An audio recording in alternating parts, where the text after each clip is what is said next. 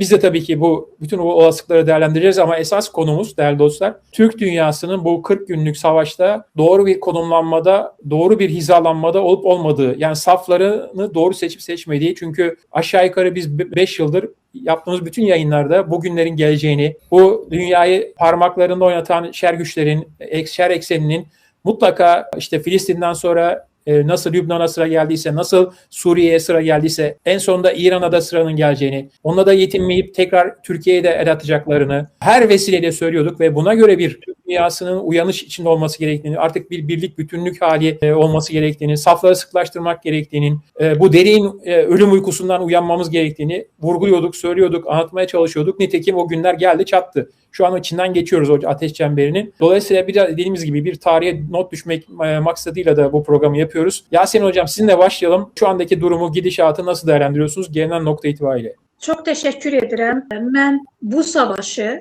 yani Amerika ve İsrail'in İran'a hücumu ve İran'ın bu savaşta onlara cevap vermesini ve özellikle bizim bu savaşta İran'ı desteklememizi. Bu hakta bunu değerlendiren çok sayılı yazılar yazmıştım ve kendi safımı belirleyen bir fikir koymuştum ortalığa. Ne Pers merkezli İran, ne İsrail merkezli Orta Doğu. Neden biz bu savaşta ama Pers merkezli İran istemediğimiz halda ve İran'da Türklerin haklarını, bu Molla rejiminin tanımadığını, onları Türklüğü silmeye çalıştığını bildiğimiz halda neden biz bu savaşta İran'ın yanında olduk? Yani İran halklarının yanında olduk. İran devletinin yanında olduk. Ona göre ki bu savaş Orta Doğu projesine karşı savaştı. Biz bu savaşta Orta Doğu projesinin bitirilmesini, dayandırılmasını ve bizim coğrafyaya uygulanmamasını isteyirik. Biz bu savaşta İran halkının yanında olarak Amerika ve İsrail birliğine karşı durduk ve kendi safımızı belirledik. Biz İran'ın yanındayız bu savaşta. Amerika ve İsrail'in tarafında değiliz. Aynı zamanda biz bu savaşta emperyalizme karşı bir duruş sergiledik. ABD ve İsrail cütlüğünün emperyalist savaşına karşı duruş sergiledik. Bu da bu coğrafyanın ve bu medeniyetin duruşudur. Bu coğrafyanın ve bu medeniyetin ortalığa koyduğu duruştu. Biz bu savaşta coğrafyamızın tarihi minillerle gelen medeniyetimizi ve milletimizin yanında durmalıydık.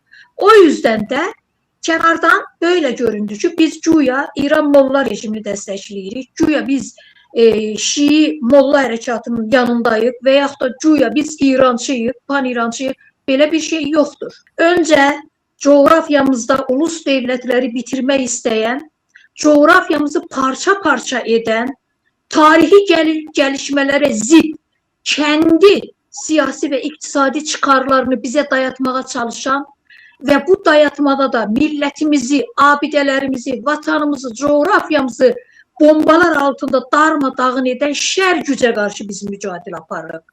Burada Türk, Fars, Lar, Lor, Cilek, Kürt, Talış ayrımı yoktur.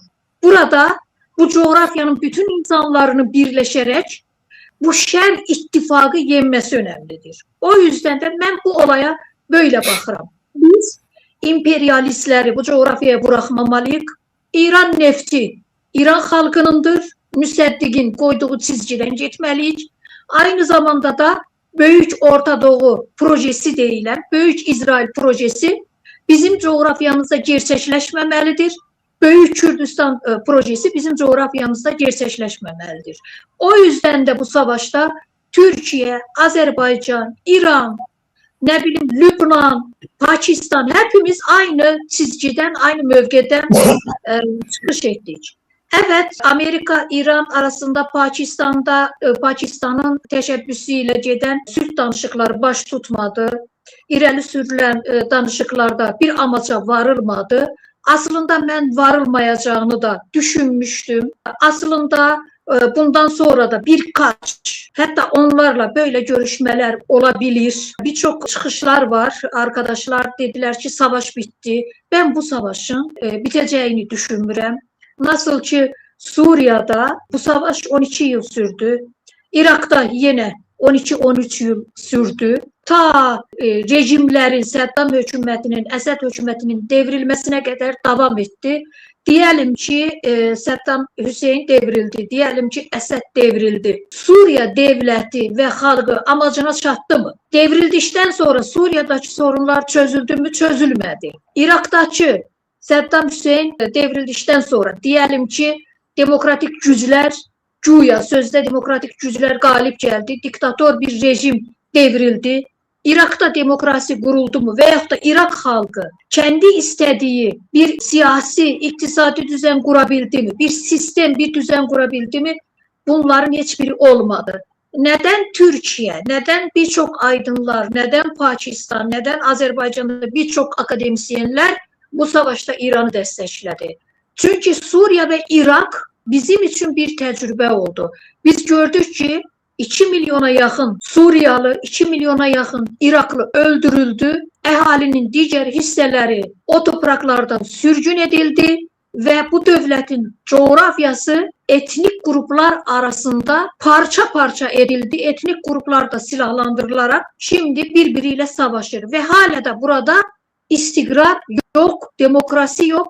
Bir sistem ve bir düzen yok. Suriye ve Irak'taki savaş bizim için de bir tecrübeydi ve biz coğrafyamızda bunun bir daha yaşanmasını istemedik. Evet, İran'da çoğunluk olan 50 milyona yakın, kimilere göre 65 milyona yakın Türk yaşayır. Evet, onların hakları son 100 yılda panfarsist, seküler şah rejimiyle, molla, yine panfarsist rejim onların haklarını görmezden geldi. İkinci alt grupa indirildi. Devlet kurucu millet, Türk milleti. Evet, biz bütün bunlardan narazıyız. Ama bu sistemi böyle seküler ve molla pars sistemini böyle İran'da kuran, kollayan yine de Batı emperyalist güçleri. O yüzden de biz bu coğrafyanın parçalanmaması, milletler arası savaşın baş vermemesi, İran'da, Türk coğrafyasında, milletimizin öz vatanında ve coğrafyasında kalması için bu savaşta İran'ı destekledik. Çünkü bu savaşta İran haklıdır.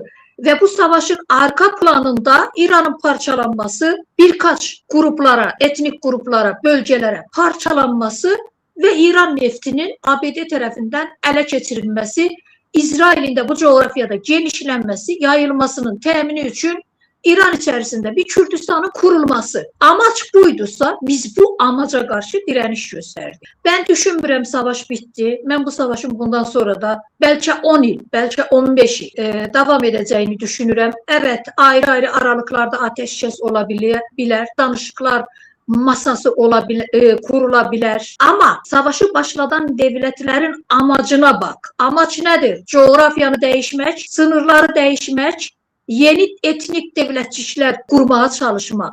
Yani amaç ancak rejim değişmek değil ki. Amaç ancak molla rejiminin düşürülmesi değil. Amaç coğrafyanı değişmektir. Sınırları değişmektir. Ve rejim meselesine gelek. Bir ülke kendisi öz ülkesinin içindeki rejimi değişip değişmeme kararı her bir ülkenin halkına məxsusdur. Üçüncü dış güclere məxsus değil bu mesele.